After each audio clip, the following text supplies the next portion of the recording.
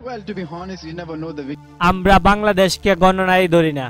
আমাদের লক্ষ্য ভারত পাকিস্তানকে হারিয়ে চ্যাম্পিয়ন হওয়ার। হাদর্শক উগান্ডাকে হারিয়ে সংবাদ সম্মেলনে বাংলাদেশকে অপমান করে একই বললেন রশিদ খান। বাংলাদেশকে অপমান করা এটা যেন রশিদ খানের নিত্যদিনের কাজ হয়ে উঠেছে। বাংলাদেশের একটু ফল্ট পাইলেই উপচে পড়ে লাগে রশিদ খান। দর্শক, আজ বিশ্বকাপের পঞ্চম ম্যাচে টসে হেরে আগে ব্যাটিং করতে নামেন আফগানিস্তান, অন্যদিকে বল হাতে নামেন উগান্ডা।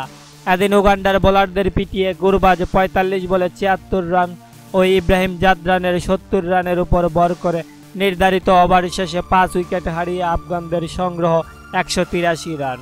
এদিকে ১৮৪ রানের লক্ষ্যে উগান্ডা ব্যাটিং করতে নেমে শুরুতে উইকেট হারিয়ে দিশেহারা। তারা মাত্র ২৭ রান তুলতেই ৫টি উইকেট হারিয়ে ম্যাচ থেকে একেবারেই ছিটকে পড়েন।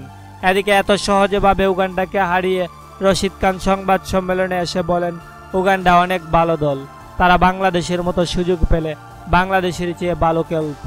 এবারের বিশ্বকাপে সবচেয়ে বাজে দল হবে বাংলাদেশ।